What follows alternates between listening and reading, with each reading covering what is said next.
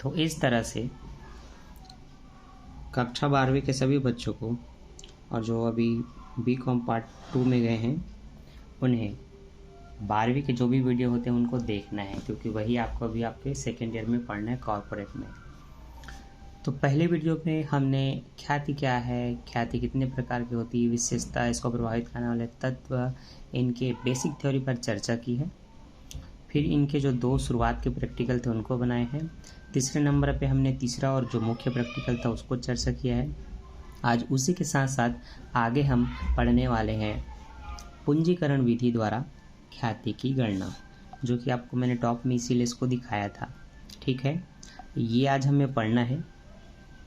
अब टैबलेट में नहीं बताऊंगा, कॉपी में बना करके बताऊंगा।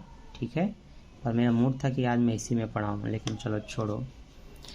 अब 12वीं में ये मान के मैं चलता हूँ कि सभी के पास बुक होगा। ठीक है, बुक होगा, क्योंकि स्कूल लाइफ में सभी के पास रहता है। कॉलेज में भले बिना बुक के आप चला सकते हैं, लेकिन हाँ 12वीं तक रहता है। तो आपको क्या करना है, पूंजीकरण विधि निकालनी है। ठीक, ये इसका हेडिंग निकालना है, पूंजीकरण विधि। और आज मैं आपको बताऊंगा कि पूंजीकरण विधि में कैसे औसत लाभ पूंजीकरण विधि से ख्याति निकलती है और अधिलाभ से निकलती है। मैंने बताया था औसत लाभ अधिलाभ हम पढ़ चुके हैं, तो औसत लाभ अधिलाभ को ही आगे अपडेट करके पूंजीकरण विधि में प्रयोग किया जाता है। तो पूंजीकरण विधि में अलग कुछ नहीं है, इन्हीं के द्वारा ही निकाली जाती है, वो आप सीखेंगे।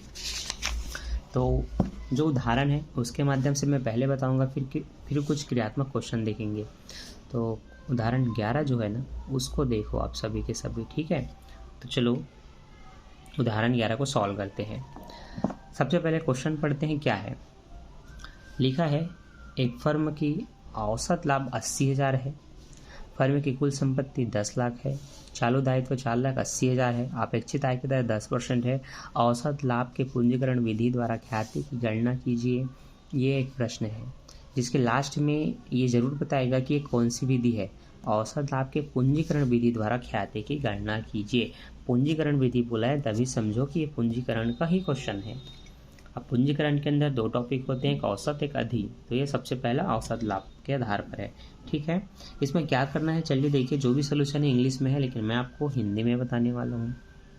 ठीक है, सबसे पहले हम क्या करते हैं, अगर हमारे पास फर्म की पूंजी नहीं है, ठीक है, फर्म की पूंजी नहीं है, विनियोजित पूंजी नहीं है, तो उसको निकालना होता है, जिसके लिए जो भी आपके पास संपत्ति है और जो भी दायित्व है उनको काटना होता है।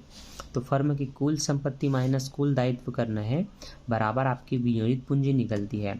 तो कैपिटल ऑफ एम्प्लॉयड है ना, विनियोजित पूंजी बराबर टोटल असेस्ट मतलब कुल संपत्ति माइनस आउटस्टैंडिंग लिएबिलिटीज चालू दायित्व।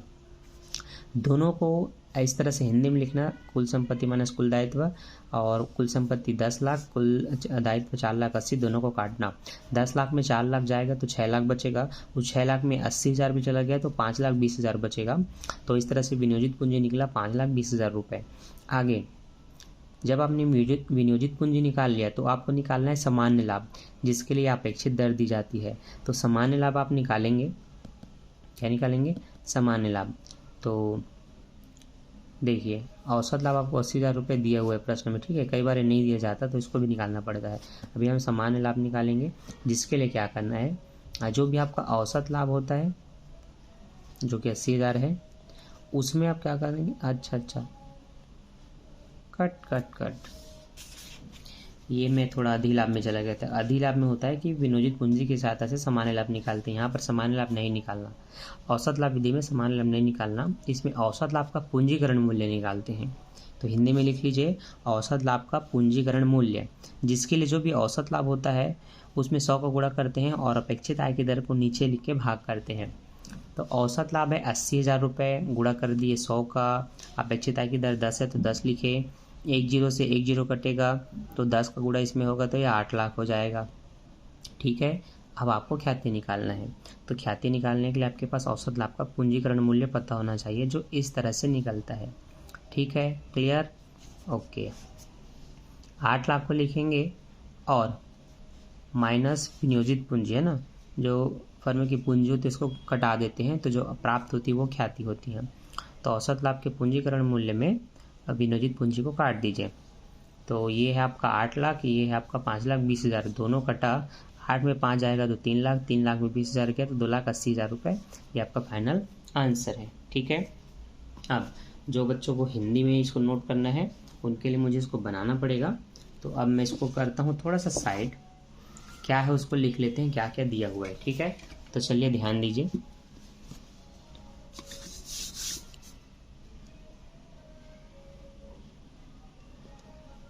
पेन भैया तुम अच्छे से चलो,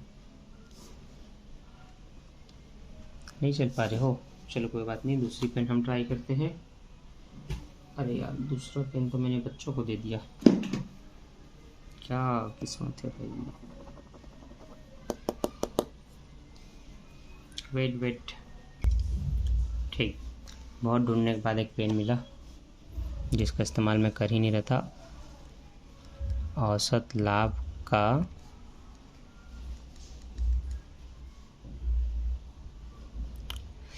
क्या लिखना था, क्या लिख रहा हूँ, पूंजीकरण विधि लिख देता हूँ। ठीक है, ये बस हेडिंग लिख रहा था बताने के लिए। आपको क्या करना है, आपने जो भी क्वेश्चन देखा उसमें उसका नंबर डाल के, जैसे मान लेते हैं उदाहरण वो 11 था, तो उदाहरण 11 ऐसे हल लिखना है।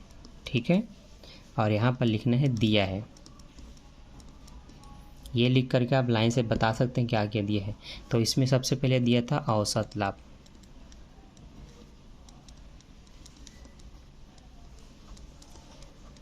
$80,000। ठीक, उसके बाद क्या दिया था, संपत्ति, फर्म की कुल संपत्ति जो कि है आपका 10 लाख। ठीक है, चालू दायित्व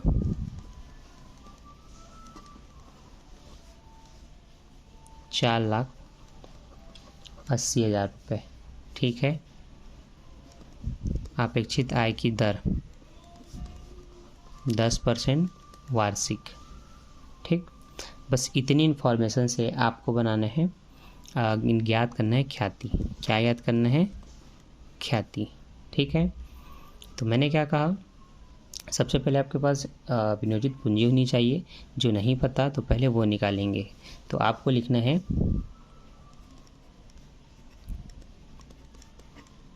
विनियोजित पूंजी बराबर फर्म की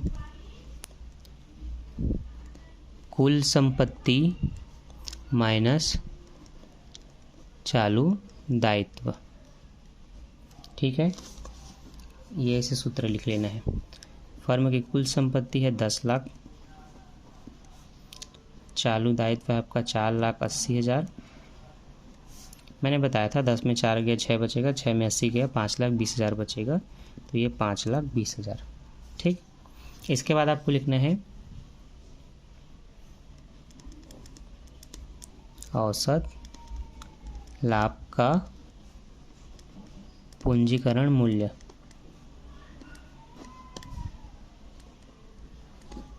बराबर औसत लाभ बटे आय की दर, या केवल दर लिख सकते हो, गुणित 100। ठीक,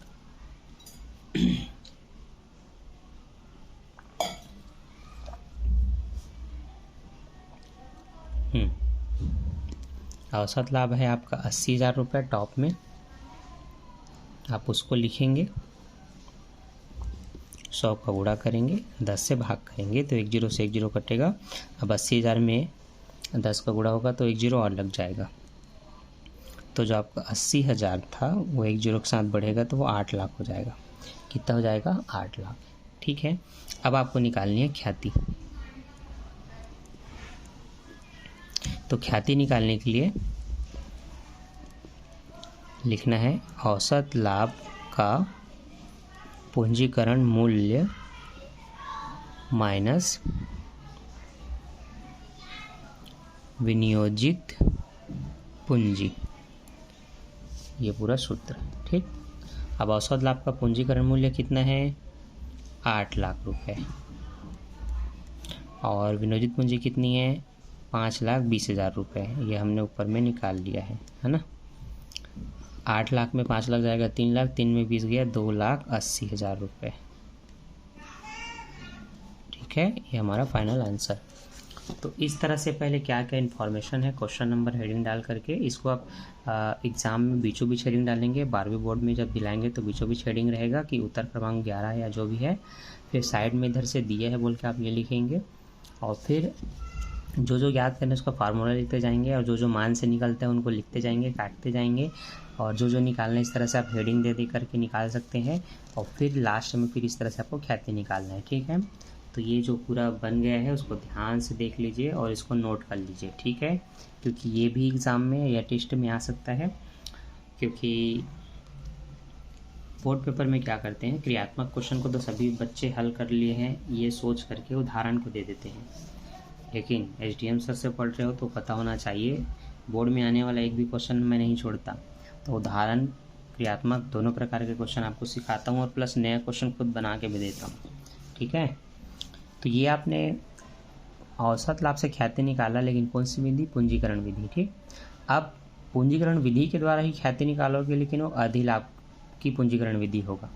ठीक है, जिसके लिए ख्याति निकालने के लिए आपको अधिलाभ पता होना चाहिए, सामान्य लाभ की दर पता होना चाहिए, 100 का गुणा करना है और इस प्रोसेस से निकलेगा। लेकिन अधिलाभ आसानी से नहीं दिया रहता। अधिलाभ निकालने के लिए औसत लाभ सामान्य लाभ घटाना है। अब ये दोनों भी स्पष्ट नहीं दिया रहता तो इनको भी निकालना होता है, तो सबका एक सूत्र होता है, जिसके लिए इससे पहले के एक वीडियो जो डाला है वीडियो नंबर 3 ख्याति का, वो इम्पॉर्टेंट है। ठीक है, तो चलो ये बेसिक रूल को लिख लेना कॉपी में। अब आपको मैं दिखाता हूँ उदाहरण नंबर 12, जहाँ पर एक फर्म में 20,000 रुपये का औसत लाभ अर्जित किया गया है। ये बताया है 1 लाख रुपए की पूंजी के रूप में विनियोजित है, मतलब विनियोजित पूंजी 1 लाख है। इस प्रकार के व्यापार में साधारण आय 10% अर्जित है, मतलब साधारण लाभ की दर 10% दे दिया है। यदि ख्याति अधिलाभ के पूंजीगत मूल्य के बराबर हो तो फर्म की ख्याति का मूल्यांकन कीजिए।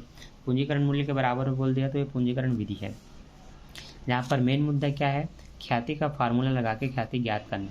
लेकिन उसके लिए बच्चों बाकी चीज़ें भी पता होना चाहिए। आपके पास औसत लाभ है, पूंजी है और सामान्य लाभ की दर है।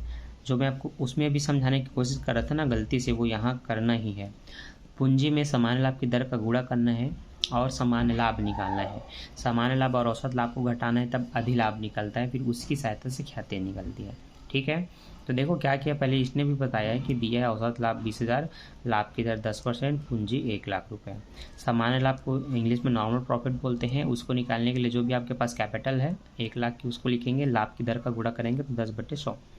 1 0 से 1 0 कटेगा, 1 0 से 1 0 कटेगा, 1 लाख का तो 10,000 होगा। तो देखिए सामान्य लाभ 10,000 निकला। अब अधिलाभ निकालना है, जिसको सुपर प्रॉफिट बोलते हैं, जिसके लिए औसत लाभ और सामान्य लाभ कटता है। तो औसत लाभ 20,000, सामान्य लाभ 10,000, दोनों कटा तो 10,000 आया, ये आपका अधिलाभ हो गया। अब बस अधिलाभ निकल गया तो ख्याति आप तुरंत बता सकते हैं, दर को नीचे से भाग और 100 का गुणा करके। तो आप देखिए 10,000 जो निकला है ये वो है, गुणित 100 और जो दर है वो नीचे। 1 0 से 1 0 कटेगा तो 10 का इसमें एक और 0 लग जाएगा, 10,000 में 1 0 तो 1 लाख हो जाएगा, तब ख्याति 1 लाख है। ठीक है, अब वही काम जो हिंदी में आपको पूरा बताना होता है वो मैं आपको यहाँ पर भी बना करके दिखाता हूँ। ठीक है, तो 12वीं के बच्चे इसको नोट कर लेना, इम्पोर्टेंट है। तो जैसे कि क्वेश्चन 12 है तो मैं लिखता हूँ कि मैं हल कर रहा हूँ उत्तर क्रमांक 12। ये इस तरह से आपको बोर्ड में लिखना है। ठीक है, साइड में लिखना है दिया है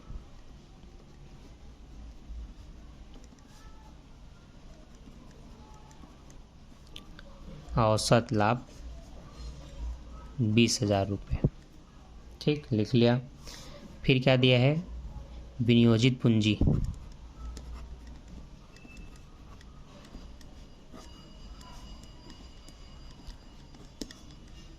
जो कि है 1 लाख। फिर क्या दिया है, सामान्य लाभ की दर जो कि 10% वार्षिक है। ठीक, इन तीनों चीज़ों की सहायता से आपको ज्ञात करना है ख्याति। ठीक, तो सबसे पहले लिखना ख्याति ज्ञात करने हेतु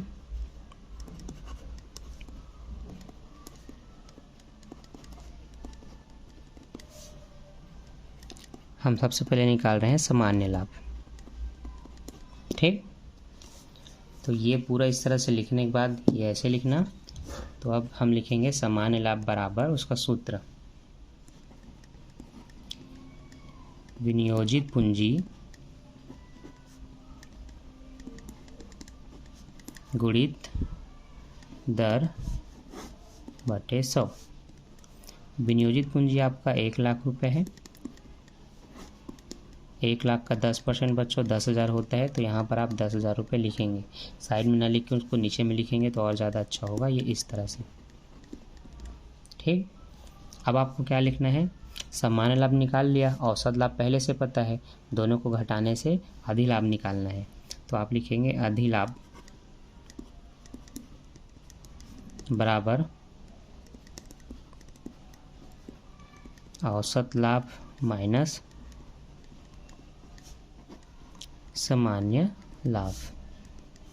औसत लाभ है 20,000, सामान्य लाभ है 10,000। दोनों को काटूंगा तो 10,000 ही आएगा। ये निकल गया मेरा अधिलाभ। अब मैं इसकी सहायता से मेन चीज़ जो हमें निकालनी थी ख्याति, वो हम ज्ञात कर सकते हैं। तो ख्याति बराबर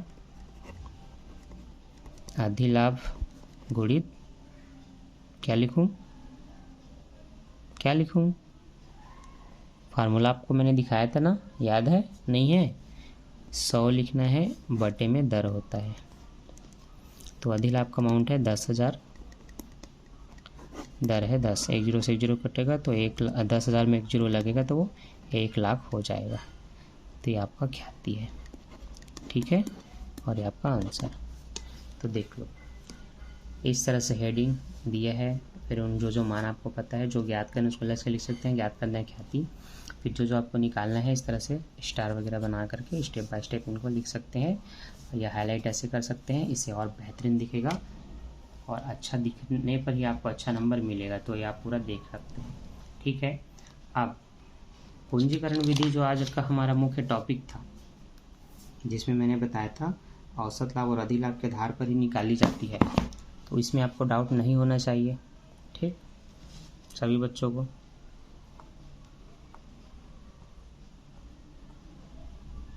ठीक है, तो ये जो हमने पढ़ा था ख्याति निकालने की पूंजीकरण विधि, उसमें 2 चीज़ होता है। ठीक है, ये आपको पता चल गया है। एक होता है औसत लाभ के आधार पर, एक होता है अधिलाभ के आधार पर। ठीक है, दोनों आपका क्लियर हो चुका है उदाहरण से। तो अब आप क्रियात्मक क्वेश्चन जो होता है वो बना करके देखना है, दोनों का, इनका भी और इनका भी, और कमेंट करके बताना है कि आपसे बना कि नहीं बना। ठीक है, तो इसी तरह से 12वीं की तैयारी घर बैठे करनी है। तो चैनल को सब्सक्राइब करके वीडियो को लाइक कर देना और सभी दोस्तों के साथ शेयर कर देना। मिलता हूँ नेक्स्ट वीडियो में। अभी के लिए बाय, थैंक्स फॉर वॉचिंग। मैं कौन, आपका STM सर। Bye bye.